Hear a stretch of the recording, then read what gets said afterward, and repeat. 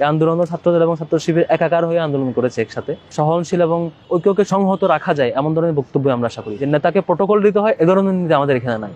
কোন নেতার প্রশংসা করে আমরা দিন কাটাই না। বাংলাদেশ জাতীয়তাবাদী ছাত্র দলের সভাপতির পক্ষ থেকে এক ধরনের বক্তব্য আসার পর আমাদের কেন্দ্রীয় সংগঠন থেকে একটা নির্দেশনা দেওয়া হয়েছে অলরেডি সারা দেশে। আমার মনে হয় আমাদের সকল জনশক্তি এবং দায়িত্বশীলরা এটা পেয়েছে। সেটা হলো লাস্ট ফ্যাসিবাদ বিরোধী আন্দোলন 2009 সাল থেকে যদি আমি শুরু করি, যে আওয়ামী বিরোধী ফ্যাসিবাদ বিরোধী আন্দোলনের এখন পর্যন্ত ছাত্র শিবিরের সাথে সবচাইতে বেশি জোটবদ্ধ সম্পর্ক ছিল ছাত্র দলের সাথে, এবং মাঠে বা এই সংগ্রাম মুখর জীবনে একসাথে ছিল আর কি এখন পর্যন্ত।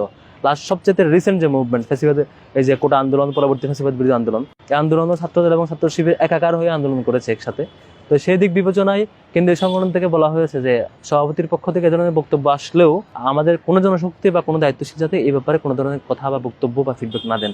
আমরা বরঞ্চ ঐক্যের স্বার্থে, জাতীয় ঐক্যকে ধরে রাখবার স্বার্থে, ফ্যাসিবাদ বিরোধী আমাদের যে ঐক্য ছিল সেই ঐক্যটা সামনের সময়টাতেও দেশ গড়ার লক্ষ্যে আমরা এসব ব্যাপারে আমরা সহনশীল ভূমিকা রাখি।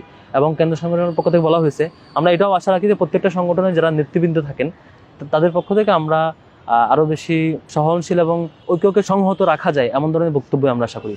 আর এটা নিয়ে আমাদের মধ্যে খুব বেশি মানে সংকোচ বোধ বা এই বক্তব্যের পরবর্তী কোনো রিয়েকশন আমরা দেখাই না, দেখাবো না। আমরা আমাদের সেই ভালো সম্পর্ক যেভাবে ছিল সেভাবে থাকবে বলে আমরা আশা করি আমাদের বন্ধুপ্রতিম সংগঠন হিসেবে। এখানে ছাত্র শিবির কিংবা ছাত্রদল সবাই যে কোনো দলে একমত হয়ে একসাথে কাজ করবে, যেহেতু টার্গেট থাকবে, অবজেক্টিভ থাকবে ছাত্রদের অধিকার এস্টাবলিশ করার জন্য। ছাত্রদের যে বঞ্চিত জায়গাগুলো সেগুলো বঞ্চিত জায়গাগুলোকে ফোকাস দিয়ে ছাত্রদের অধিকার নিশ্চিত করার জন্য, এখানে রাজনৈতিক হাসিল করার অধিকার রাজনৈতিক অন্য কোনো উদ্দেশ্য হাসিল থাকবে না।